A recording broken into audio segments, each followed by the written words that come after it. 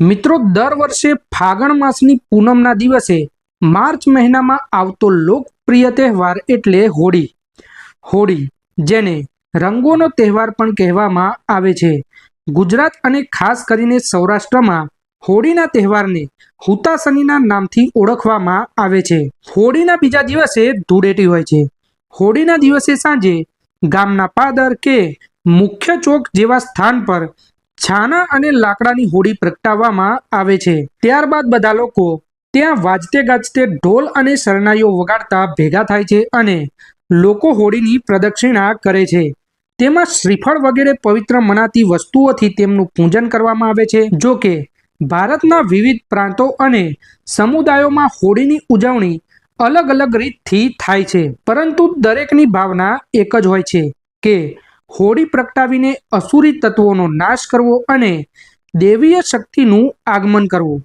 મિત્રો, હિન્દુ ધર્મમાં હોળીને લગતી ભક્ત પ્રહલાદની કથા ખૂબ જ પ્રચલિત છે અને હોળી સાથે આ પૌરાણિક કથા પ્રચલિત છે. કથા અનુસાર હિરણ્યકશ્યપ એ દાનવોનો રાજા ગણાતો હતો અને તેને બ્રહ્માજી પાસેથી વરદાન પ્રાપ્ત થયું હતું કે તે દિવસે કે રાત્રે ઘરની અંદર કે બહાર, ભૂમિ પર કે આકાશમાં, માનવ દ્વારા કે પ્રાણી દ્વારા, અસ્ત્ર કે શસ્ત્ર દ્વારા કશાયથી તેનું મૃત્યુ થશે નહીં. અને આ વરદાનના કારણે તે લગભગ અમર બની ગયો હતો. આથી તે અભિમાની અને અત્યાચારી બની ગયો હતો.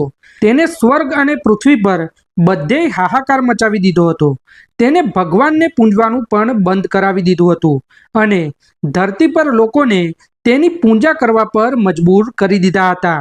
હિરણ્યકશ્યપનો એક પુત્ર હતો જેનું નામ પ્રહલાદ હતું અને પ્રહલાદ ભગવાન વિષ્ણુનો ખૂબ જ મોટો ભક્ત હતો. હિરણ્યકશ્યપે પ્રહલાદ ભગવાન વિષ્ણુની પૂજા ના કરે તે માટે તેને ઘણો બધો ડર પણ બતાવ્યો હતો, ખીણમાં પણ નાખ્યો હતો. પણ ભગવાન વિષ્ણુએ પ્રહલાદની ભક્તિથી પ્રસન્ન થઈને તેને બચાવી લીધો હતો. આ સિવાય પણ તેને પ્રહલાદને મારવા માટે ઘણા બધા ઉપાયો કર્યા, પણ ભગવાનની કૃપાથી બધા પ્રયાસો નિષ્ફળ રહ્યા. અંતે પ્રહલાદને મારવાના ઉદ્દેશ્યથી હિરણ્યકશ્યપે પ્રહલાદને પોતાની બહેન હોલિકાના ખોળામાં બેસીને અગ્નિ પરીક્ષા આપવાનો ઉદ્દેશ્ય કર્યો. હોલિકા, કે જેની પાસે એવી ઓઢણી હતી કે જે પણ તેને ધારણ કરે તો તેને અગ્નિ પણ બાળી શકતી નથી. પ્રહલાદે પિતાની આજ્ઞાનું પાલન કર્યું અને ભગવાન વિષ્ણુને પોતાનો જીવ બચાવવા માટેની પ્રાર્થના કરી.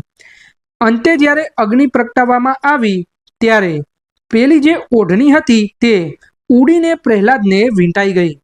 આથી હોલિકા અગ્નિમાં બળીને ભસ્મ થઈ ગઈ અને પ્રહલાદ સાજો બહાર નીકળી ગયો. આમ હોલિકાનું દહન થયું તે ઘટના હોળી દહનનું કારણ બની. આ પછી મિત્રો, ભગવાન વિષ્ણુ દ્વારા હિરણ્યકશ્યપના વધની કથા આવે છે, જેમાં ભગવાને નરસિંહ અવતાર ધારણ કરીને અને બરાબર સંધ્યા સમયે ઘરના ઉંબરાની વચ્ચોવચ્ચ પોતાના ખોળામાં પાડીને પોતાના નખ દ્વારા ચીરી નાખીને હિરણ્યકશ્યપનો વધ કર્યો હતો. આમ અસુરી શક્તિઓ પર દેવીય શક્તિનો આ પવિત્ર પર્વ છે. આ સિવાય અન્ય કથાઓ પણ પ્રચલિત છે, જેમાં રાધા અને કૃષ્ણના દિવ્ય પ્રેમની કથા તથા શિવજી દ્વારા કામ દહનની કથા પણ આવે છે. હોળી બ્રહ્માંડમાં તેજનો તહેવાર છે.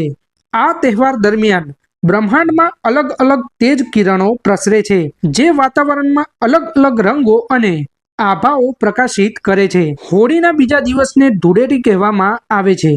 અમુક પ્રદેશોમાં હોળી પછીના 2 કે 3 દિવસ આ તહેવાર ઉજવાય છે, જેને બીજો પડવો કે ત્રીજો પડવો એમ ગણવામાં આવે છે. અને આ દિવસે હોળી પ્રગટાવીને તેની પ્રદક્ષિણા કરવાનું અલગ જ મહત્વ છે. તો મિત્રો, આ હતો હોળી પર્વના તહેવારનો ઇતિહાસ. વિડીયો પસંદ આવ્યો હોય તો અમારી ચેનલને સબસ્ક્રાઈબ જરૂરથી કરી દેજો. ધન્યવાદ.